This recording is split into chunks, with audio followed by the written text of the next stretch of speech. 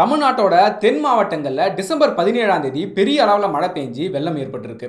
இந்த வெள்ளத்துக்கான இந்த மழைக்கான முன்னெச்சரிக்கையை டிசம்பர் 12ஆம் தேதியே வானிலை ஆய்வு மையம் தெரிவிச்சிருந்தாங்க அப்படின்னு ஒன்றிய நிதித்துறை அமைச்சர் நிர்மலா சீதாராமன் ஒரு விஷயத்தை பேசியிருக்கிறாங்க.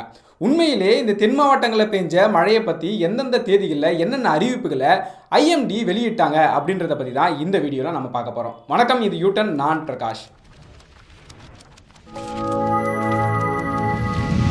சென்னையில் 4 மற்றும் 5 தேதியில் பெரிய அளவில் மழை பெஞ்சு வெள்ள பாதிப்பு ஏற்பட்டது. அப்படி பாதிப்பு ஏற்பட்டப்போ மக்களுக்கு என்னென்ன பிரச்சனைகள் இருக்குது அப்படின்றத பேசுகிறத காட்டிலும் 2015 பெஞ்ச மழை அதிகமா, 2023 பெஞ்ச மழை அதிகமா அப்படின்னு பேசுனது தான் அதிகமாக இருந்தது. அதே போல் இப்போ டிசம்பர் 17ஆம் தேதி திருநெல்வேலி, தூத்துக்குடி, தென்காசி, கன்னியாகுமரி மாவட்டத்தில் அதிகமாக மழை பெஞ்சிருக்குது. அதனால் வெள்ள பாதிப்பும் ஏற்பட்டிருக்கு. இப்போ என்ன சொல்கிறாங்கன்னா, வானிலை ஆய்வு மையம் சரியான நேரத்தில் சரியான எச்சரிக்கைகளை கொடுக்கல அப்படின்னு ஒரு தரப்பும், இல்லை அவங்க சரியான நேரத்தில் சரியான எச்சரிக்கைகளை முன்கூட்டியே கொடுத்துருக்காங்க, இருந்தும் மாநில அரசு தான் சரியாக செயல்படலை அப்படின்னு இன்னொரு தரப்பும் மாற்றி குற்றச்சாட்டுகளை முன் வச்சுட்டு இருக்காங்க. இப்பயும் மக்களோட பிரச்சனைகளை காட்டிலும் இவங்களுக்கான பிரச்சனையை பேசுகிறது தான் அதிகமாக இருக்குது. டிசம்பர் 17ஆம் தேதி இந்த 4 மாவட்டத்திலையும் அதிக அளவில் மழை பெஞ்சு வெள்ள பாதிப்பு ஏற்படுது. டிசம்பர் 18ஆம் தேதி தமிழ்நாடு பால்வளத்துறை அமைச்சர் மனோ தங்கராஜ் அவர் ட்விட்டர் பக்கத்தில் ஐஎம்டி சரியான நேரத்தில் சரியான எச்சரிக்கைகள் கொடுக்கல அப்படின்ற மாதிரி ஒரு நீண்ட பதிவு செய்கிறாரு. அன்னைக்கு தேதியே ஈவினிங் இந்திய வானிலை ஆய்வு மையத்தோட சென்னை மண்டல இயக்குனர் பாலச்சந்திரன் ஒரு பிரஸ் மீட் கொடுக்கும்போது இது சம்பந்தமான கேள்வியும் முன்வைக்கப்படுது. அப்போ அவர் என்ன சொல்றாருன்னா, ஒவ்வொரு முறையும் 95 சென்டிமீட்டர் மழை பெய்யும், 65 சென்டிமீட்டர் மழை பெய்யும் அப்படின்னு குறிப்பிட்டுலாம் சொல்ல முடியாது. எங்களுக்கு இருக்கிறது 3 கேட்டகரி தான். அப்படி 21 சென்டிமீட்டருக்கு மேலே மழை பெஞ்சாலே அது ரெட் அலர்ட் தான் அப்படின்னு சொல்றாரு. இது மட்டும் இல்லாமல் வளிமண்டல சுழற்சி காரணமாக இவ்வளோ மழை பெஞ்சது கிடையாது, இதை நாங்களே எதிர்பார்க்கல. புவி வெப்பமயமாதல் போன்ற விஷயங்கள்னால இனிமேல் இதையும் நம்ம எதிர்பார்க்க வேண்டியிருக்குது. அதே மாதிரி 14ஆம் தேதியே மிக கனமழை அப்படின்ற ஆரஞ்சு அலர்ட்டை நாங்கள் கொடுத்துட்டோம். 17ஆம் தேதி காலையில் அதி கனமழை அப்படின்ற ரெட் அலர்ட்டையும் கொடுத்துட்டோம் அப்படின்னு குறிப்பிடுறாரு. இவர் சொல்லியிருக்கிற மிக கனமழை, அதி கனமழை, அதாவது ஆரஞ்சு அலர்ட், ரெட் அலர்ட், இந்த விஷயங்களை அப்படியே ஞாபகம் வச்சுங்க. இதுக்கு நடுவில் நிதியமைச்சர் நேற்று பிரஸ் மீட்டில் இந்த மழை வெள்ளத்துக்கான முன்னெச்சரிக்கைகளை வானிலை ஆய்வு மையம் டிசம்பர் 12ஆம் தேதியே சொல்லிட்டாங்கன்னு சொல்லியிருக்காங்க. வானிலை ஆய்வு மையம் எந்தெந்த தேதிகளில் என்னென்ன சொல்லியிருக்காங்கன்னு பார்க்கறதுக்கு முன்னாடி இந்த கனமழை, அதி கனமழை, மிக கனமழை அப்படின்னா என்னன்றதை பார்ப்போம். கனமழை அப்படின்றது 6லிருந்து 11 சென்டிமீட்டர் வரைக்கும் பெய்யக்கூடிய மழையை கனமழைன்னு குறிப்பிடுறாங்க. இது எல்லோ அலர்ட். இதே மாதிரி மிக கனமழை அப்படின்றது 11லிருந்து 20-21 சென்டிமீட்டர் வரைக்கும் பெய்யக்கூடியதை மிக கனமழைன்னு குறிப்பிட்டு ஆரஞ்சு அலர்ட்டை டிசைட் பண்ணியிருக்காங்க. அடுத்ததா அதி கனமழை 20 சென்டிமீட்டர் 21 சென்டிமீட்டருக்கு மேலே பெய்கிற எல்லா மழையுமே அதிக கனமழையாக கன்சிடர் பண்ணி ரெட் அலர்ட்டை கொடுக்குறாங்க. சரி, தென் மாவட்டங்களில் இப்போ பெஞ்ச மழை சம்பந்தமாக ஐஎம்டி எந்தெந்த தேதிகளில் என்னென்ன அறிவிப்புகளை வெளியிட்டிருக்காங்க அப்படின்றத பார்ப்போம். நிர்மலா சீதாராமன் அவர்கள் 12ஆம் தேதியே மழை வெள்ளத்துக்கான அறிவிப்பு வெளியிட்டிருக்காங்கன்னு குறிப்பிட்டிருக்காங்க. ஆனால் ஐஎம்டி 12ஆம் தேதி வெளியிட்ட அறிவிப்பில் 16ஆம் தேதி ஓரிரு இடங்களில் கனமழை பெய்யும் அப்படின்னு குறிப்பிடப்பட்டிருக்கு. கனமழை அப்படின்னா 6லிருந்து 11 சென்டிமீட்டருக்குள்ளே மழை பெய்யும் அப்படின்றது தான், அதாவது எல்லோ அலர்ட். இதை தொடர்ந்து 13, 14 தேதியில் வெளியிட்ட அறிக்கையிலும் எந்த ஒரு மாற்றமே கிடையாது, இதே கனமழை அப்படின்னு தான் குறிப்பிட்டிருக்காங்க. அதுக்கப்புறமா 15ஆம் தேதி வெளியிட்ட அறிக்கையில் பார்த்தீங்கன்னா 16ஆம் தேதியிலிருந்து 18ஆம் தேதி வரைக்கும் மிக கனமழை பெய்யும் அப்படின்னு குறிப்பிட்டிருக்காங்க. அதாவது 11லிருந்து 20 சென்டிமீட்டர் வரைக்கும் மழை பெய்யறது தான் இது ஆரஞ்சு அலர்ட்னு அவங்க மென்ஷன் பண்ணியிருக்காங்க. 16ஆம் தேதியே சில இடங்களில் மழை பெய்ய ஆரம்பிச்சிருக்குது. 16ஆம் தேதி காலைல 8:30 மணிலேருந்து 17ஆம் தேதி காலைல 8:30 மணி வரைக்கும் பெஞ்ச மழையோட அளவு எடுத்து பார்க்கும்போது திருநெல்வேலி மாவட்டத்தை சேர்ந்த நாலுமுக்கு, ஊத்து இந்த இடங்கள்லாம் 19லிருந்து 17 சென்டிமீட்டர் அளவுக்கு மழை பெஞ்சிருக்குது. அதோட தொடர்ச்சியாக 17ஆம் தேதி இந்த 4 மாவட்டங்களையும் பரவலாக மழை பெய்ய ஆரம்பிக்குது. அப்படி மழை பெஞ்சிட்டு இருக்கும் போதே 17ஆம் தேதி மதியம் 1 மணிக்கு ஐஎம்டி ஒரு அறிக்கையை வெளியிடுறாங்க. அதில் அதி கனமழை அப்படின்னு குறிப்பிட்டு ரெட் அலர்ட்டும் கொடுக்குறாங்க. மழை சம்பந்தமான அளவுகளில் இந்த ரெட் அலர்ட் தான் அதிகபட்சம். 21 சென்டிமீட்டருக்கு மேலே பெய்கிற மழை எல்லாமே இந்த ரெட் அலர்ட்டில் தான் அடங்கும். அப்படி ரெட் அலர்ட் கொடுக்கப்படுற பட்சத்தில் தாழ்வான பகுதிகளில் வெள்ள அபாய எச்சரிக்கை இருக்குது, அதிகப்படியான மழை பெய்யறதுக்கு இருக்குது, அதுக்கான முன்னெச்சரிக்கை நடவடிக்கைகள் எடுங்க அப்படின்ற விஷயங்கள் எல்லாமே இந்த ரெட் அலர்ட் அப்படின்ற வார்த்தைக்குள்ளே அடங்கும். ஆக மொத்தத்தில் ஐஎம்டி 17ஆம் தேதி மதியானம் 1 மணிக்கு வெளியிட்ட அறிக்கையிலே தான் ரெட் அலர்ட் அப்படின்னு மென்ஷன் பண்ணியிருக்காங்க. 17ஆம் தேதி காலைல 8:30 மணிலிருந்து 18ஆம் தேதி காலைல 8:30 மணி வரைக்கும் தூத்துக்குடி மாவட்டம் காயல்பட்டினத்தில் பார்த்தீங்கன்னா அதிகபட்சமாக 94.6 சென்டிமீட்டர் வந்து மழை பெஞ்சிருக்குது. அதை தொடர்ந்து திருச்செந்தூரில் 69 சென்டிமீட்டரும், ஸ்ரீவைகுண்டத்தில் 62 சென்டிமீட்டரும் மழை பெஞ்சிருக்குது. திருநெல்வேலியிலும் பார்த்தீங்கன்னா பரவலாக 40 சென்டிமீட்டருக்கு மேலே மழை வந்து நிறைய இடங்களில் வந்து பெஞ்சிருக்குது. ஐஎம்டியோட இந்த டைம்லைன் தான், அதாவது எந்தெந்த தேதிகளில் என்னென்ன அறிவிப்புகளை அவங்க வெளியிட்டாங்க அப்படின்னு சொல்லி தான் நேற்று விளக்கமாக ஒரு ட்விட்டர் பதிவை நம்ம பதிவு செஞ்சுருந்தோம்.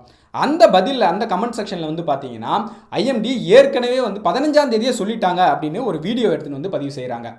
அதுலேயும் ஆரஞ்சு அலர்ட்னு தான் ஐஎம்டி சொல்லியிருக்காங்களே தவிர ரெட் அலர்ட்னு எந்த இடத்துலையுமே சொல்லலை. பாலச்சந்திரன் சொன்ன விஷயத்தில் இருந்தும் ஐஎம்டி வெளியிட்ட அறிக்கையில் இருந்தும் சில விஷயங்களை நம்ம முக்கியமாக பார்க்க வேண்டியது. அதாவது 17ஆம் தேதி மதியம் தான் ரெட் அலர்ட் அப்படின்னு அறிவிக்கப்பட்டிருக்கு. அதே போல் எதிர்பார்க்கவே இல்லை, நாங்களே இதை எதிர்பார்க்கவில்லை, கணிக்க முடியல அப்படின்னு பாலச்சந்திரன் சொல்கிறாரு. அப்போது போதுமான தொழில்நுட்பம் நம்மக்கிட்ட இல்லை அப்படின்னு தான் இதுக்கு பொருள்படுது. தமிழ்நாட்டில் ஏற்பட்ட இந்த பாதிப்பை தேசிய பேரிடராக அறிவிக்கணும் அப்படின்னு ஒரு விஷயம் பேசப்படுது. இது சம்பந்தமாகவும் பிரஸ் மீட்டில் நிர்மலா சீதாராமன் கிட்ட வந்து ஒரு கேள்வி வந்து முன்வைக்கப்படுது. அப்போ அவங்க என்ன சொல்கிறாங்கன்னா, அப்படி தேசிய பேரிடராக அறிவிக்கிற ஒரு நடைமுறையே கிடையாது, அப்படி நம்ம எதுவுமே இதுக்கும் அறிவிச்சது கிடையாது, எந்த அரசுமே அது மாதிரி அறிவிச்சது கிடையாது அப்படின்னு ஒரு விஷயத்தை வந்து சொல்கிறாங்க. அப்படி அவங்க சொன்னதை வச்சு அவங்க பொய் சொல்கிறாங்க. 1999 ஒடிசாவில் புயல் ஏற்பட்டு பெரிய அளவில் பாதிப்பு ஏற்பட்டது. அப்போ இருந்த பிஜேபி அரசு பார்த்தீங்கன்னா அதை தேசிய பேரிடர் அறிவிச்சிருக்காங்க அப்படின்னு சொல்லி ரிலீஃப் வெப் அப்படின்ற வெப்சைட்டில் வந்த ஒரு ரிசர்ச் பேப்பரை வந்து கோட் பண்ணி எல்லாரும் காமிச்சிட்டு இருக்காங்க. அதுவும் பார்த்தீங்கன்னா ஒரு தப்பான தகவல். ஏன்னா அது அந்த ரிசர்ச் பேப்பரோட ஃபைனல் ரிப்போர்ட் கிடையாது. அந்த ரிசர்ச் பேப்பரோட ஃபைனல் ரிப்போர்ட்டில் இந்திய அரசு இந்த ஒடிசாவில் ஏற்பட்ட இந்த புயல் பாதிப்பை வந்து தேசிய பேரிடராக அறிவிக்கல அப்படின்னு தான் மென்ஷன் பண்ணியிருக்காங்க. அதே போல் இந்த வெள்ளத்தை ஒட்டி பேரிடர் நிவாரண நிதியாக ஒன்றிய அரசு தமிழ்நாட்டுக்கு வந்து 900 கோடி கொடுத்துருக்காங்க, 450 கோடி கொடுத்துருக்காங்க அப்படின்ற விஷயங்களும் பேசப்பட்டு இருக்கு. இந்த பேரிடர் நிவாரண நிதி அப்படின்ற போது 2 விஷயங்களை வந்து நம்ம புரிஞ்சுக்க வேண்டியது. ஒன்று மாநில பேரிடர் நிவாரண நிதி, ஒன்று தேசிய பேரிடர் நிவாரண நிதி. முதல்ல இந்த மாநில பேரிடர் நிவாரண நிதினா என்னன்னு பார்ப்போமே. ஒவ்வொரு மாநிலங்களுக்கும் எவ்வளோ பேரிடர் நிவாரண நிதியாக வந்து கொடுக்கணும் அப்படின்றத நிதி ஆணையம் வந்து முடிவு செஞ்சு ஒரு பரிந்துரையை கொடுப்பாங்க. அப்படி தமிழ்நாட்டுக்கு பார்த்தீங்கன்னா 1200 கோடி வந்து நிர்ணயிக்கப்பட்டிருக்கு. இந்த 1200 கோடியில் 300 கோடி வந்து மாநில அரசோட பங்கு, 900 கோடி வந்து ஒன்றிய அரசோட பங்கு. இந்த 900 கோடியில் 450 கோடியை ஏற்கனவே ஒன்றிய அரசு தமிழ்நாட்டுக்கு கொடுத்துட்டாங்க.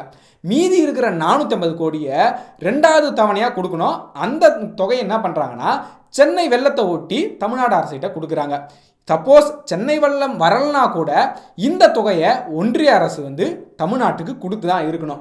இப்போ தான் தமிழ்நாடு அரசு என்ன கேட்குறாங்கன்னா, ஓகே நீங்கள் வந்து எங்களுக்கு எப்பயும் கொடுக்க வேண்டிய 450 கோடியை முன்கூட்டியே கொடுத்துருக்கீங்க, ரொம்ப சந்தோஷம். ஆனால் இப்போ ஏற்பட்டிருக்கிறது வந்து ஒரு பேரிடர், அதனால் தேசிய பேரிடர் நிவாரண நிதியில் இருந்தும் எங்களுக்கு நிதி ஒதுக்கணும் அப்படின்னு ஒரு தொகையை கேட்குறாங்க. இந்த தேசிய பேரிடர் நிவாரண நிதி சம்பந்தமாகவும் நிர்மலா சீதாராமன் கிட்ட கேள்வியை முன்வைக்கப்படுது. அவங்க என்ன சொல்கிறாங்கன்னா, எங்களோட அதிகாரிலாம் அங்கே போய் ஆய்வு செய்வாங்க, அதுக்கப்புறமா அவங்க வந்து உள்துறை அமைச்சகத்துக்கு வந்து பரிந்துரைகளை வந்து கொடுப்பாங்க, அதை பார்த்துட்டு வந்து முடிவு செய்யப்படும் அப்படின்னு வந்து சொல்கிறாங்க. கிட்டத்தட்ட சென்னை வெள்ளம் முடிஞ்சு 20 நாள் கிட்ட ஆயிடுச்சு. இன்னைக்கு வரைக்கும் அந்த நிவாரண தொகை சம்பந்தமாக எந்த ஒரு அறிவிப்புமே வெளியிடப்படலை. இதே நேரத்தில் 2021 குஜராத்தில் பார்த்தீங்கன்னா மே மாதம் 17ஆம் தேதி ஒரு புயலால் பாதிப்புக்குள்ளாவது அந்த மாநிலம். அப்போது 19ஆம் தேதியே வந்து பிரதமர் மோடி அங்கே போய் பார்க்குறாரு.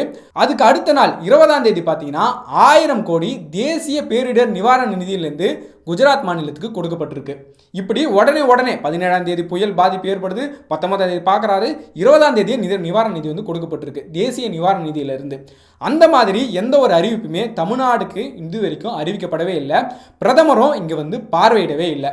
இந்த தேசிய பேரிடர் நிவாரண நிதி அப்படின்னு சொல்லும்போது இன்னொரு சில விஷயங்களும் சோஷியல் மீடியாவிலாம் பேசப்படுது. என்னென்னா, தேசிய பேரிடராக அறிவிக்கப்பட்டதாக தான் இது வந்து தேசிய நிவாரண நிதியிலேருந்து பணம் கிடைக்கும், அதனால் நீங்கள் வந்து தேசிய பேரிடராக அறிவிக்கணும் அப்படின்ற வாதங்களும் முன்வைக்கப்படுது.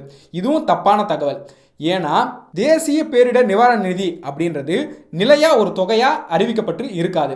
ஒவ்வொரு மாநிலங்களும் ஏற்கனவே வந்து அந்த மாநில பேரிடர் நிவாரண நிதி முடிவு செய்யப்பட்டிருக்குல்ல, அந்த தொகை போதுமானதாக இருக்காது, இது பெரிய அளவில் பாதிப்பு அப்படின்னும் போது ஒன்றிய அரசு அதிகாரிகள் வந்து அங்கே ஆய்வு செய்வாங்க. இந்த எந்த அளவுக்கு பாதிக்கப்பட்டிருக்கு, எவ்வளோ தொகை தேவைப்படும் அப்படின்னு ஆய்வு செஞ்சுட்டு அவங்க ஒரு தொகையை வந்து முடிவு செஞ்சு அது மூலயமா கொடுக்கப்படுறது தான் இந்த நிதி. இதுக்கும் தேசிய பேரிடராக அறிவிக்கிறதுக்கும் எந்த சம்மந்தமுமே கிடையாது. வெள்ளம், இயற்கை சீற்றம் இந்த மாதிரி பிரச்சனைகள் வரும்போது இந்த தேசிய பேரிடர் நிவாரண நிதி கொடுக்கறது வந்து இயல்பான ஒன்று தான். இதுக்கு முன்னாடி 2020-21 காலகட்டத்திலையும் 21-22 காலகட்டத்திலையும் தமிழ்நாட்டுக்கும் இதே மாதிரி தேசிய நிவாரண நிதியிலிருந்து தொகைகள் வந்து கொடுக்கப்பட்டிருக்கு.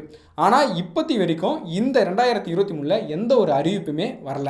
இப்படி வெள்ளத்தால் பாதிக்கப்பட்ட மக்களோட பிரச்சனைகள் ஒரு பக்கம் இருக்க, இப்படி அதிகாரத்தில் இருக்கிறவங்களும் வேற வேற பிரச்சனைகளுக்காக சண்டை போட்டுட்டு இருக்காங்க.